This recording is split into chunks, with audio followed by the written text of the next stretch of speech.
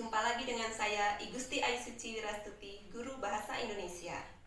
Kali ini kita akan membahas materi Bahasa Indonesia kelas 9 semester 1. Kompetensi dasar yang akan kita bahas kali ini yaitu kompetensi dasar 3.6 menelaah struktur dan ciri kebahasaan cerita pendek. Adapun tujuan pembelajaran kita, yang pertama memahami struktur cerita pendek dan yang kedua memahami ciri kebahasaan cerita pendek. Struktur cerita pendek terdiri dari yang pertama orientasi, yaitu bagian pengenalan. Bagian yang diperkenalkan bisa berupa peristiwa, bisa berupa latar, ataupun karakter tokoh. Yang kedua rangkaian peristiwa, yaitu kisah berlanjut melalui serangkaian peristiwa.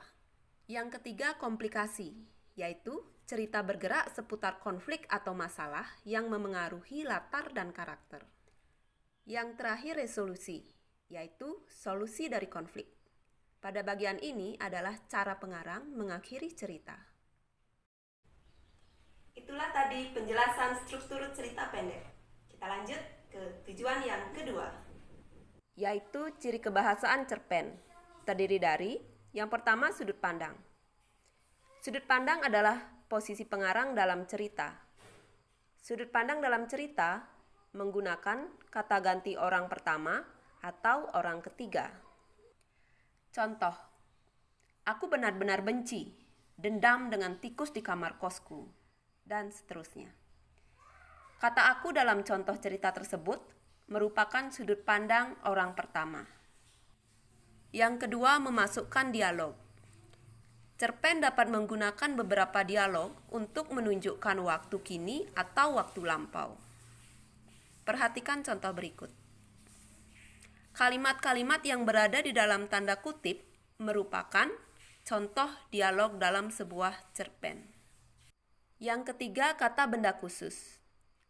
Cerpen dapat menggunakan kata benda yang bermakna kuat dan khusus. Misalnya pada kata balian dan sabuk poleng yang terdapat dalam contoh cerpen ini. Yang keempat, uraian deskriptif, yaitu deskripsi rinci yang digunakan untuk menggambarkan pengalaman, latar, dan karakter tokoh. Perhatikan contoh ini.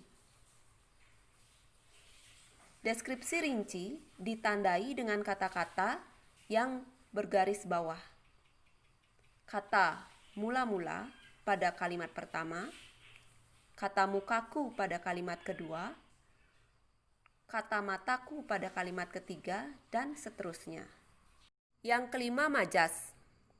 Cerpen juga dapat menggunakan berbagai jenis majas untuk menimbulkan kadar artistik. Perhatikan contoh berikut. Pada kalimat yang bergaris bawah terdapat pernyataan kota Singaraja sudah terbunuh mati. Itu merupakan contoh majas personifikasi. Yang terakhir, pertanyaan retoris. Pertanyaan retoris digunakan sebagai teknik melibatkan pembaca dalam cerpen. Contoh, seandainya kamu menjadi tikus itu, apakah kamu juga akan melakukan hal yang sama seperti yang dilakukan tikus-tikus itu kepadaku? Kalimat itu adalah contoh pertanyaan retoris. Demikian penjelasan tentang ciri kebahasaan teks cerita pendek. Dengan demikian dapat kita simpulkan materi kali ini, yaitu struktur cerpen terdiri dari orientasi, rangkaian peristiwa, komplikasi, dan resolusi. Ciri kebahasaan cerpen terdiri dari sudut pandang, dialog, kata benda khusus, uraian deskriptif, majas, dan pertanyaan retoris. Demikianlah pembelajaran kita kali ini. Semoga bermanfaat.